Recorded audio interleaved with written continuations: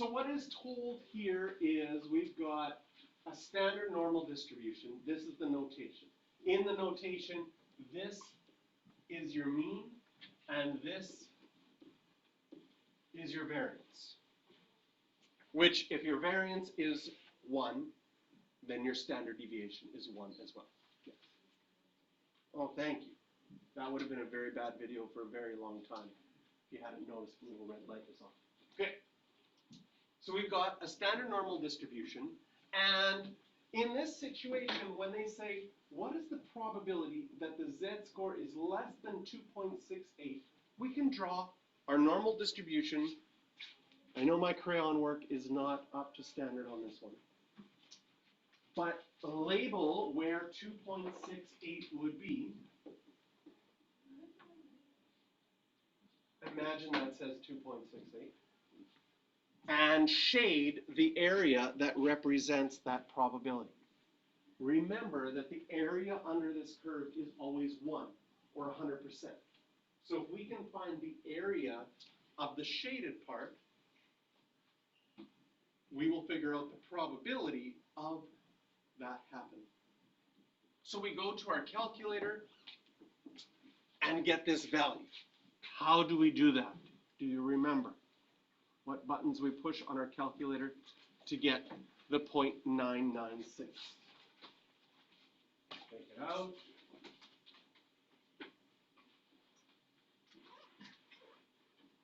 Let it freeze. I think I pushed there. I did. I did again. Perfect.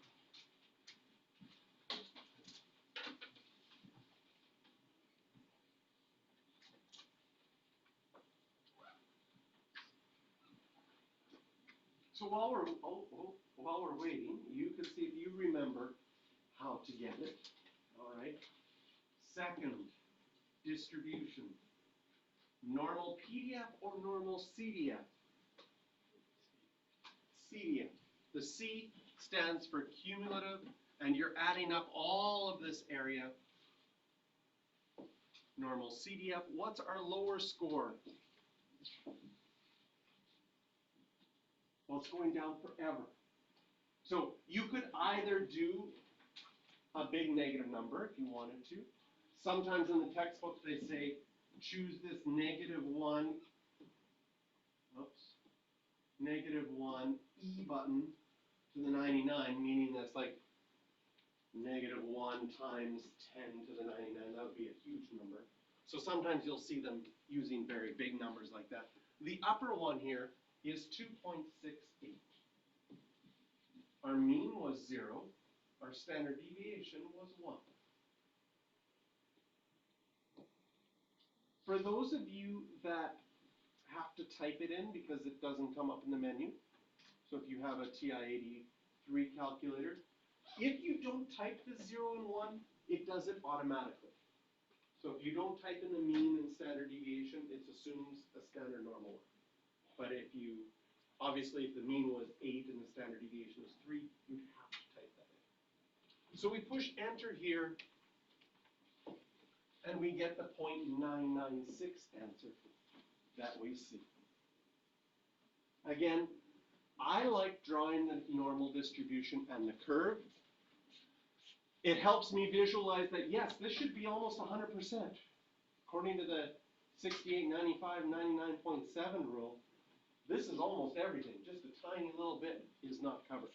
So 99.6% seems to make sense.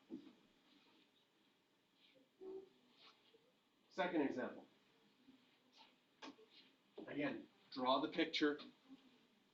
We want the z-score to be greater than -1.41.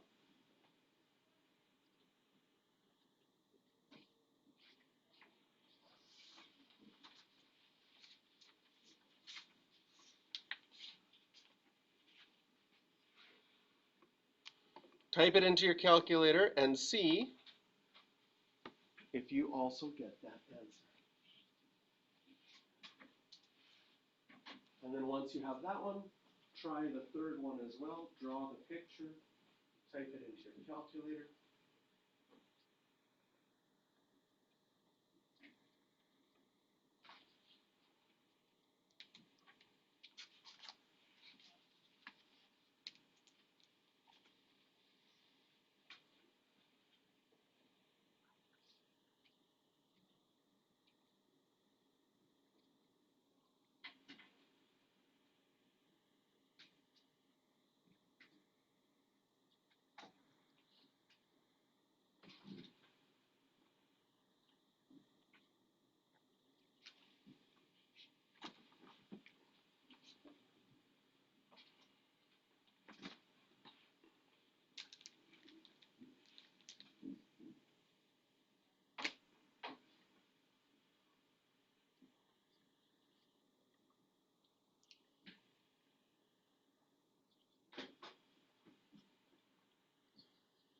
And Adrian, is your calculator working? Yes?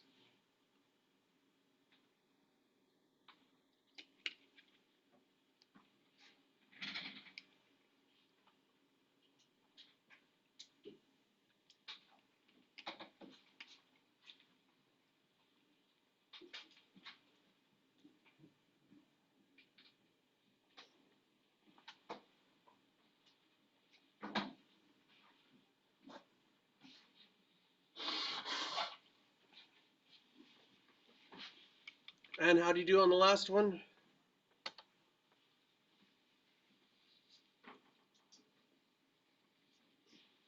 And if you drew a picture,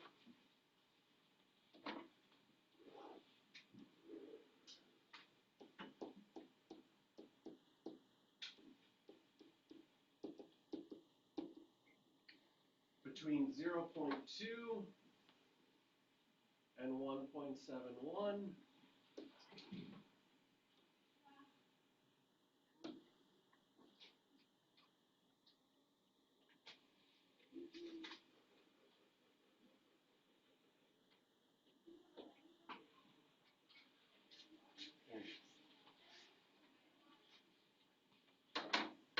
.377. So the normal CDF we will use when we want to find a percentage in a normal distribution. Sometimes you will get questions that do the opposite. They tell you the percentage. They tell you 0.377. And they say that the upper one was 1.71, and they say, can you find the lower one? The reason they would have to give you one, can you see that the 3.77 could be anywhere, depending on where we put the lines? You could get 37% in a bunch of different ways. So for that, we have another button on our calculator called the inverse norm.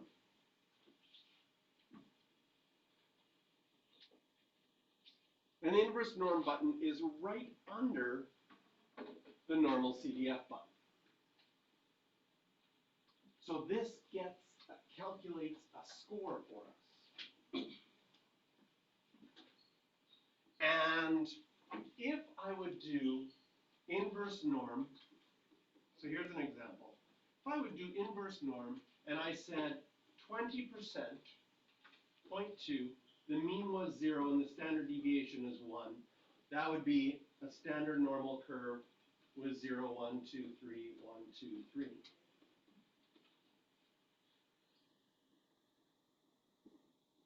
The calculator always calculates the score from the left.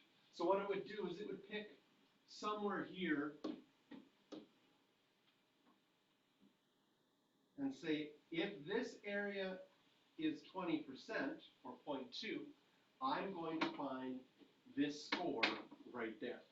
So your inverse norm button will always calculate a percentage from the left up to a score. So if we were doing the math we were trying to undo from before, some things you would need to know. You would need to know that up to 0 is 50%. And so you could figure out what percentage was up to 1.71. Okay, so what kind of questions do we have like this?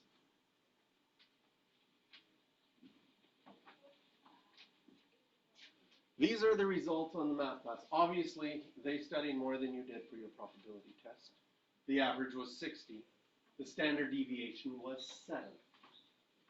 What score would separate the top 10% of the class? So this is what we're looking for. We can draw out our normal curve, draw a picture of it, and we know that the average is 60. 1, 2, 3, this would be 67, 74, 81, 1, 2, 3, 53, 46, and 39. 3 standard deviations above, 3 standard deviations below. We are looking for what score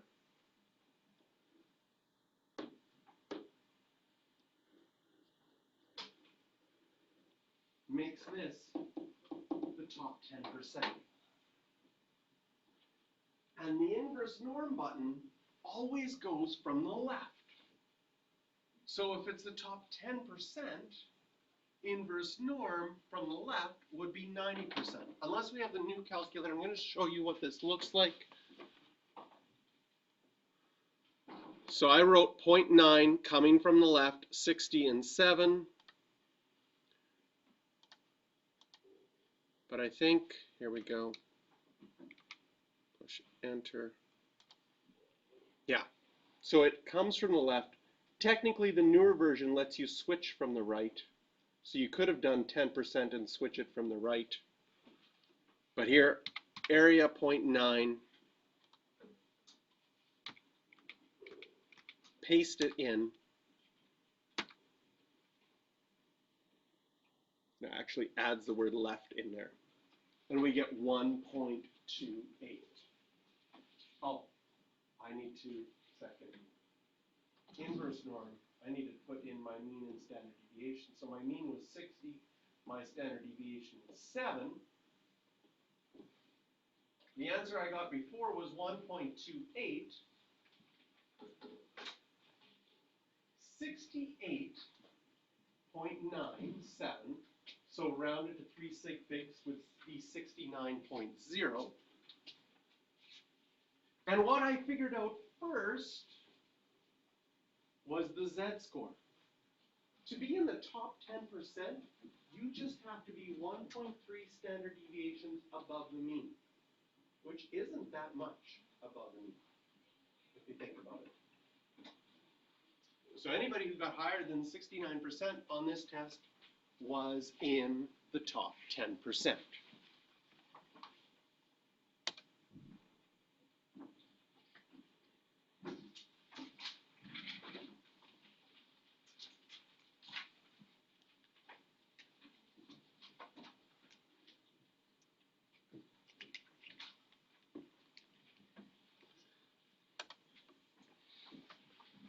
So what we're going to do right now is we are going to calculate the Z-scores for each of you and for each of your tests.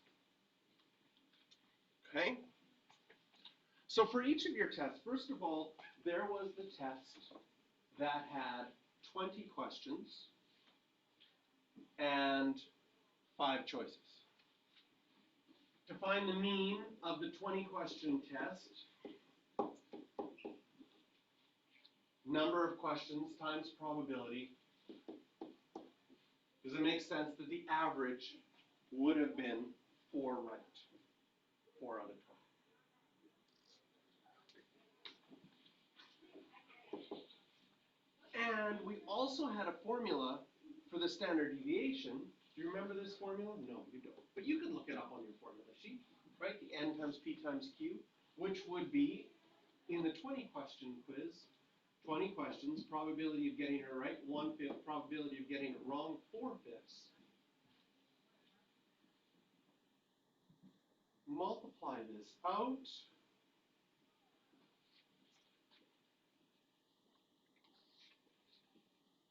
Take out our calculators.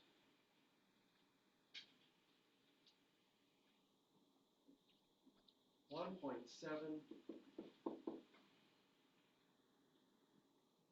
3 sig figs, 1.79.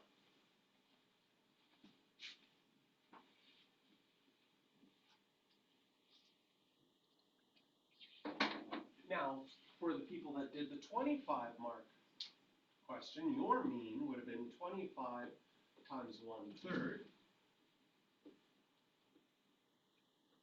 which is 8.33. Your standard deviation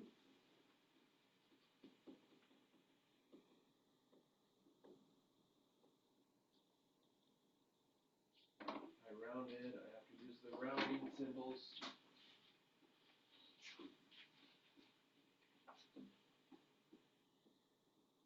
Square root.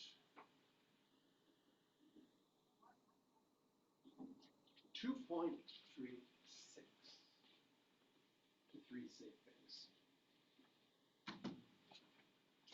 So in the standard deviation, once you have your standard deviation and your mean, you can calculate your individual z-score by looking at how you did on your test. So your score, for example, Julia, who got 1 out of 20, just saying, her score would be 1 minus the average, which was supposed to be 4, divided by the standard deviation of 1.79, and you can find your z-score. Your z-score, because it's 1 minus 4, is going to be negative because you're below average. To put it bluntly. Right? Whereas Ian, his score, he did the green one, right? He got 44%, which was how many out of 25? 11 out of 25.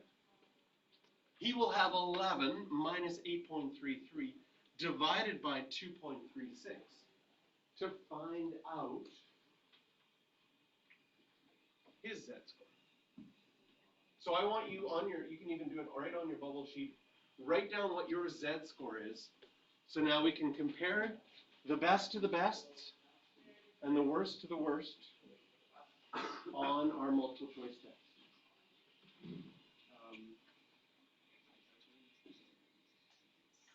So, yeah, hit the on button, that stops, should stop things from loading.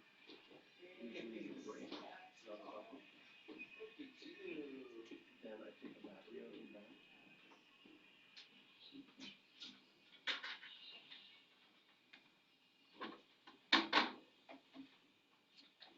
I should have put a recording of that birthday video.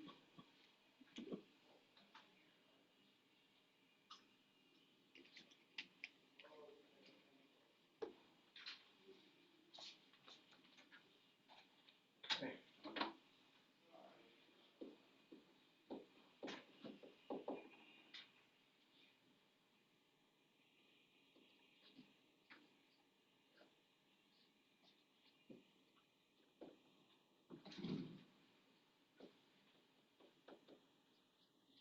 Those were our bests, right?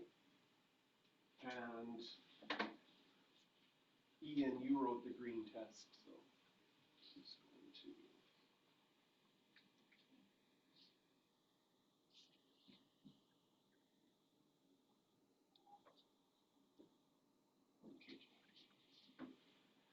And then the worst, which was Julia's 5%,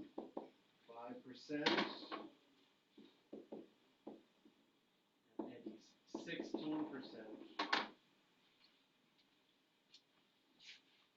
Now is the test. Have you calculated your z-score? Calculate your z-score.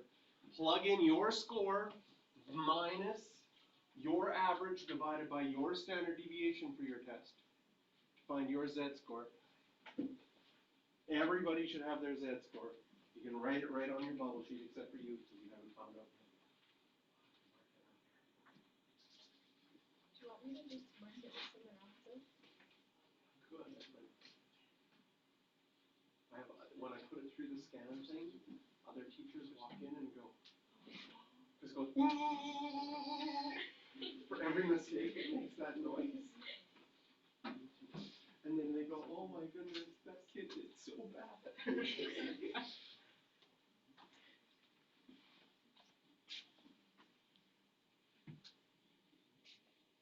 You have your z-score? Okay, what was your z-score? 1.13. 1.13? Oh, not even. Here's this like. Because yours, yeah, that was, you said 11, right? Yeah, it's not even 2 standard deviations above. Okay, Andy, do you have yours? Yes. It's negative 1.84.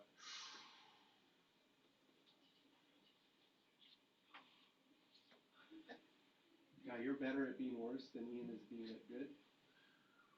Okay. Julia, do you have yours? Negative 1.68. And we've been making fun of Julia? Eddie,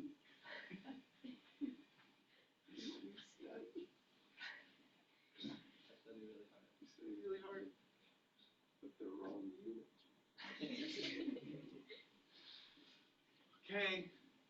Yihong or Tatiana, do you? 1.12? Yes.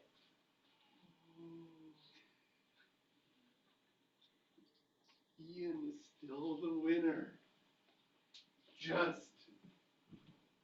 barely. So, this is saying that getting 44% is just slightly harder to do than getting 30% on yours. And Eddie getting 16% was much harder to do than getting 1 right on the entire test at 5%. Wow. So, I have to bring in a prize for you on Thursday. Sounds like a plan. So what we've done here is we have a way of comparing, and they'll do this for different results, because sometimes somebody writes an SAT one year and somebody else writes it the next year. Or somebody wrote an IB exam last year, and they're like, I got 62% on my IB exam, and somebody else like, ooh, I got 65%, and I'm in one person. They actually have 2 different time zones for the exam. There's a time zone 1 and a time zone 2, or time zone A and B. I don't know if they use A and B or 1 and 2.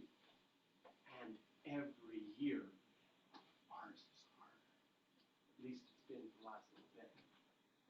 And if you were taking, I think you write the different one. If you're in Winnipeg, but your math is all in French immersion, because there's some IB schools that are like French milieu schools or something like that, they get the one exam and you get the other one. And sometimes they are significantly easier. And so you say, how is that fair? Right? Because you'd be like, I want the easy exam. And so somebody gets 80% on the easy exam and you get 60% on the hard exam, and they say, congratulations with your 60%. We're going to give you a 6 in IB math. And then the person with 80 is like, what am I going to get? They're like, congratulations on your 80%. We're going to give you a 5 in IB math. And you're like, but I scored better than them. I know, but your test was way too easy. So compared to everybody else and the averages, 80% was like really, I mean, it was good, but not nearly as good as 60% on the hard test.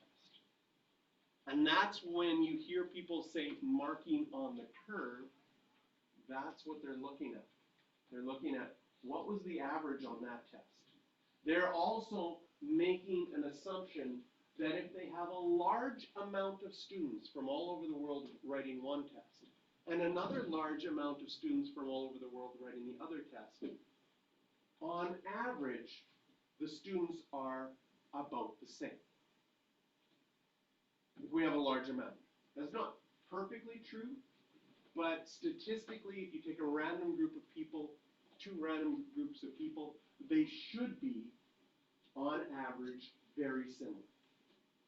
Then, comparing the 2 averages of the 2 tests, comparing the standard deviations of the 2 tests, then looking at where do you stand in all of this. They can figure out and mark on the curve as a result. Okay. So, this is an old question. It's got a television tube. You remember tube TVs? You ever seen those tube TVs? They're not the flat screens that were actually wide. Do you ever have one growing up? So exciting. Okay, so normally, lifetimes of these TVs, normally distributed with a mean of 8 years. So all we know is that we have a normal distribution with 8 in the middle. The chances that the tube will not last 5 years is 5%. So on here I could put 5, draw a line. The chances that it will not last 5 years, so my shading would be this part. 5 or less, and we're told that this is 0.05.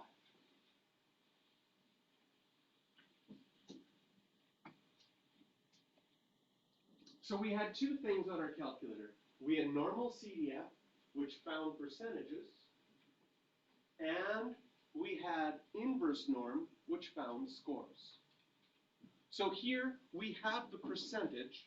It looks like we should write in inverse norm. But when we go to type in the inverse norm button on our calculator, we run into a problem. Second distributions, inverse norm, and we're like, my area, I know this from the left is 0.05, my mean is 8. What do you put in for the standard deviation? N. We don't know. In fact, what did the question say? It said find the standard deviation. Now, I'm trying to use my inverse norm button to do something, and I can't. However, I can take this same question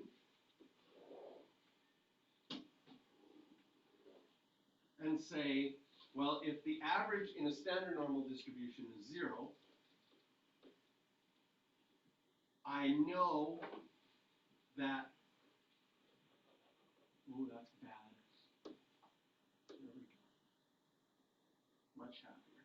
I know that this is 0.05%. I could find the z-score that always gives 0.05. If I did that, I would go to my inverse norm, plug in 0.05, mean of 0, standard deviation of 1, go back to my calculator and change this to 0 and 1.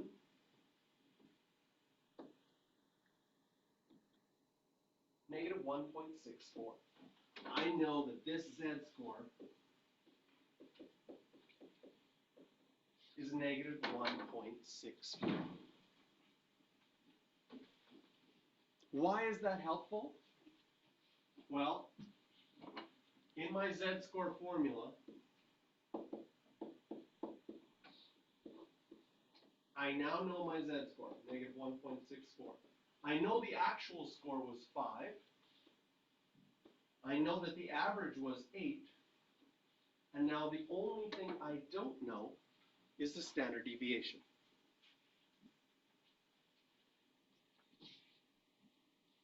A little bit of algebra lets us rearrange this.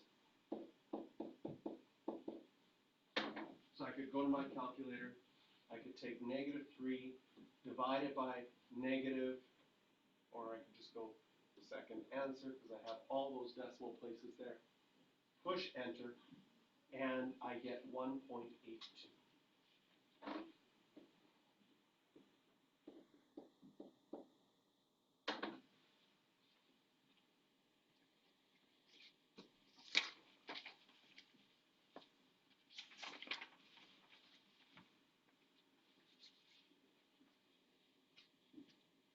Does that make sense? So you can always find your z-score with inverse norm. And if you can find your z-score with inverse norm, you can solve questions. Sometimes they don't tell you the mean. Sometimes they don't tell you the standard deviation like this one. Then once you have your z-score, you can calculate that with this formula. And that formula is on your formula sheet. So that's really nice.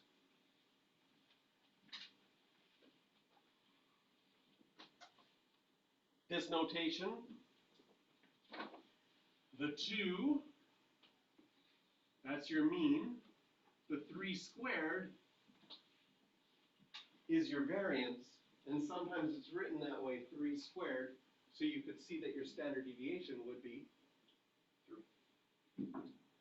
So if that's my variance, then I would know that my standard deviation is 3. What are we trying to find? The probability that x is less than 3. So again, I'm trying to remember, have this drawn behind here? Yes. Draw your picture. Your mean is 2. Standard deviation is 3. Go 3 standard deviations above. 3 standard deviations below.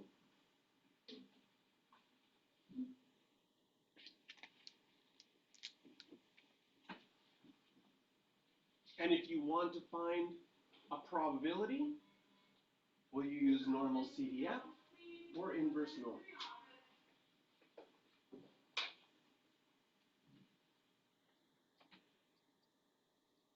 I guess you could try both, and if you don't have the things to plug into one, then you would have to go with the other one.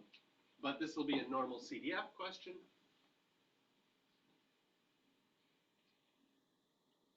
And you get your percentage. Here, I'll take your quiz, I'll get ready to plug it in.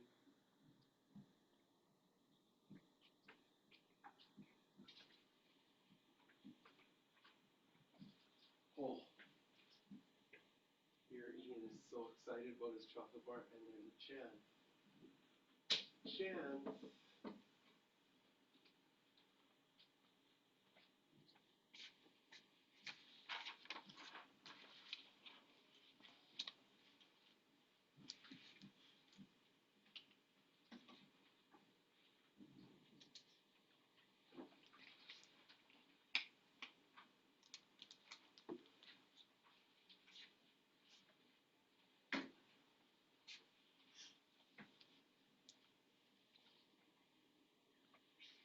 Okay, try the next two on your own.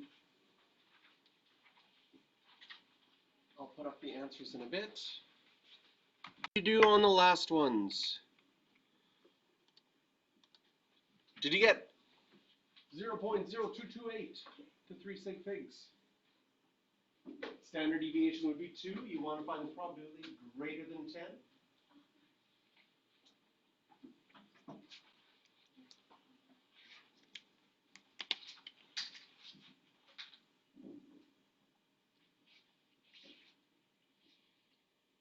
And for the last one, or people are writing this down. Is everybody done? Done? Okay. And for the last one, between 16 and 21, did you get 44%?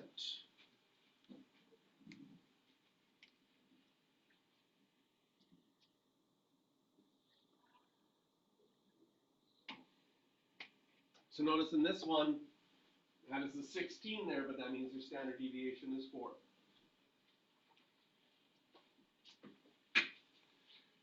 So here's a little summary of everything we've done for normal distributions. When we want to find a probability, we're going to use normal CDF. When we're going to want to find a score, we're going to use inverse norm. And sometimes you have a probability and a z-score, and you have to find either the mean or the standard deviation. Then you're going to need to use the inverse norm to find your z-score, and then use your z-score formula.